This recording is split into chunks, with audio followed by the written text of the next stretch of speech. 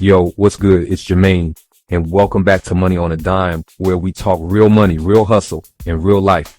If you're serious about flipping your financial situation, not just chasing money, but making it multiply, go ahead and hit that subscribe button, smash that like, and tap the notification bell so you don't miss any of these Financial Friday drops. Now today, we're talking about something that most people never think about, how to flip your everyday expenses into investments. You know what I mean? The same things you spend money on every single month, your rent, your phone, your car, your food, your fashion, your lifestyle, they can either make somebody else rich or make you rich.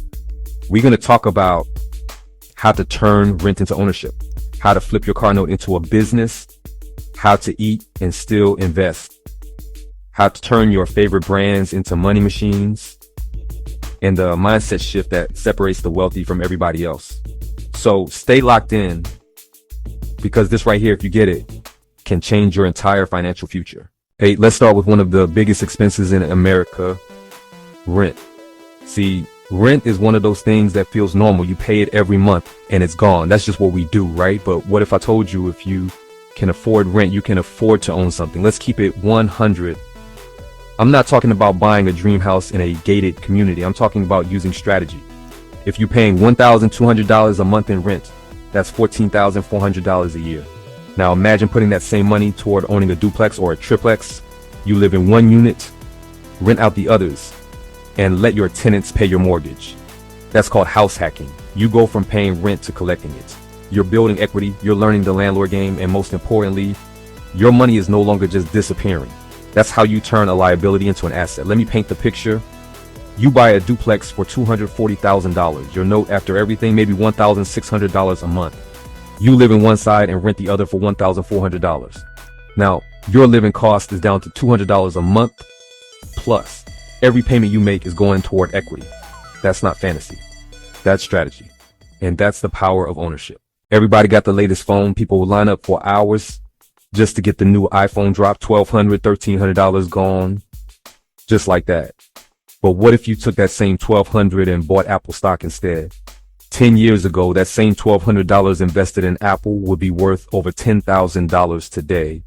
That's a fact. So the question is, would you rather have the phone or the profit? Because the phone depreciates, but the stock appreciates. And that's the whole mindset shift we're talking about. It's not about not having nice things. It's about owning the companies that sell them. Stop just buying everything. Start owning something. You love Nike? Cool. Get some Nike stock. You spend half your check on Starbucks, then own a piece of Starbucks. Let your daily habits make you money back. Now let's talk about the second biggest trap, the car note. People will drop $50,000 on a car that starts losing value the second they drive it off the lot. That's not a flex. That's a liability in motion. But what if you flip that same move? I got a homeboy named Bernard. He went to Navy Federal and got approved for a $50,000 vehicle loan. He was thinking about buying a truck, a nice Suburban. Then he said, you know what? I'm going to get a real truck. He took that loan and bought an 18-wheeler, put a driver in it, had his wife do dispatch. He got his authority and started hauling freight. A year later, he had 3 trucks running. And the craziest part, he wasn't even driving them himself. He was making money off his business instead of his car. Now imagine if more of us did that. We out here buying cars that make us look rich instead of trucks that make us rich.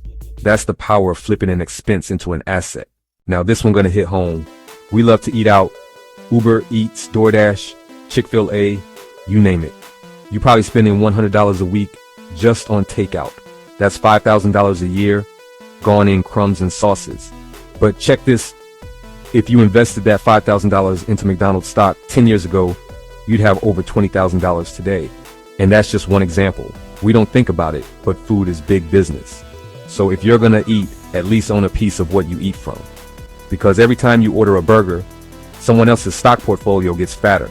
It's not about guilt. It's about awareness. Now I know you love to look good, but the truth is most of us spend thousands a year on clothes just to impress people who don't even notice. Instead of always buying, try selling. You can start with what's already in your closet. Platforms like Poshmark, Grailed, and eBay. You can flip used designer clothes all day. Or take it further. Go to Alibaba or Fair, start your own clothing line. or customize tees and sell them on Etsy. You can even use sites like Printify. No inventory needed. I know people who started doing that as a side hustle and now they bring in 6 figures a year, all from the same fashion they used to spend on. Let me break this part down because this is where most people fall off. It's not the lack of opportunity. It's the lack of vision. Poor people think, how can I spend this money? Rich people think, how can I multiply this money? Every dollar is a little worker. If you keep sending your workers out and never give them a job, they just wander off and never come back. But if you put your money to work, invest it, flip it, build it, it brings back friends. That's why the rich get richer. Not because they're smarter, but because they know how to use time and patience. You don't need $1 million to start investing. You need $10 in consistency. That's how it starts. Small steps, repeated with discipline. So look, I'm not saying don't enjoy life. I'm saying enjoy it intelligently. The same things that take money out your pocket can put it right back if you move with intention. Take your phone, your rent, your car, your food, your clothes, and ask yourself, how can I own this instead of just buying it? That's how you go from consumer to creator, from spender to investor, from surviving to thriving. If you got value from this video, smash that like button, subscribe to Money on a Dime, and tap the notification bell so you don't miss any Financial Friday drops. Drop a comment below and tell me what everyday expense you're going to flip into an investment next. And remember, money ain't loyal to nobody. It just follows whoever knows how to manage it best.